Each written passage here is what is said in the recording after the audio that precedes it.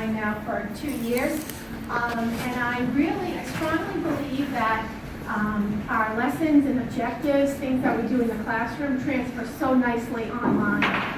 We have several levels of interaction, contrary to belief, because there is a lot of interaction. We get to know our students very well, and we sometimes speak to them. But we have student to student, instructor to student, student to the content, student to tutor. We have tutors that come in to our course weekly and work with our students. We also have native speakers and guest speakers.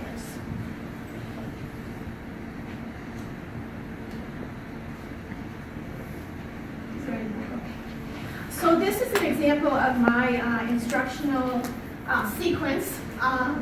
And what we do is we depart from ACFL, which is the American Council on Teaching of Foreign Languages, and we focus on the 3 modes of communication: the interpretive, the interpersonal, and the presentational. So interpretive is an assignment where we would offer the student a video, a recording, or a reading, and ask them to go through it, and then we devise a set of questions, or we're looking for some feedback to test their language skills. Interpersonal is when we put students together and we have them role play, we have them negotiate, we have them, for example, they're going to talk about which restaurant they want to go to and maybe argue back and forth. That's interpersonal. And presentational is when they present material.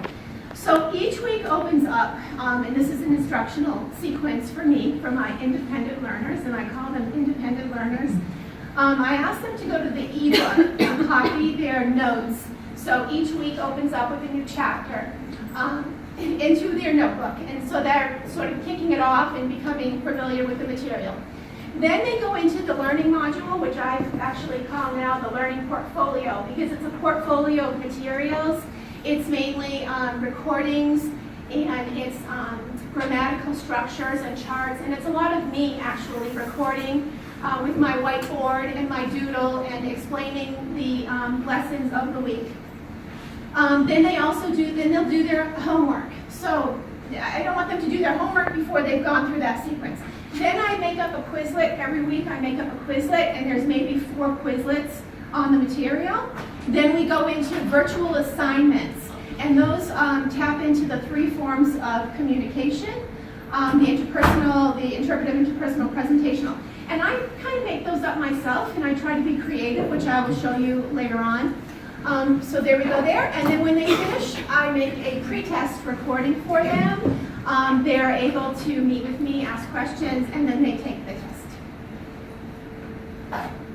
So this is sort of an overview of some graphics that I use. I try to create a sense of organization and presence. So if I am present in my course, my students feel it, and their learning is enhanced just knowing that I'm there for them and that I'm communicating with them just as I would in the classroom. I would say that I assign maybe on average 50 online assignments. And we can call those classroom assignments. So these, I use instructional graphics to communicate with my students. I have regular announcements, so they'll see this in the beginning of the course. They might see that 3 times a day because I'm getting them started. So there's regular announcements. As the course goes on, maybe once a day, maybe once a week. But every week I have what's called a closeout. And I tell them the week is over, close out, et cetera, et cetera. And that way if they have issues or they have some assignments they still need to turn in, they can communicate with me. I use a lot of these graphics here with VoiceThread. I show them examples before I have them do their own. I correct my material using a doodle, and it's that they can actually go back and watch me correcting their grammar and their maybe PowerPoint, etc. And I just in general use graphics to communicate with them.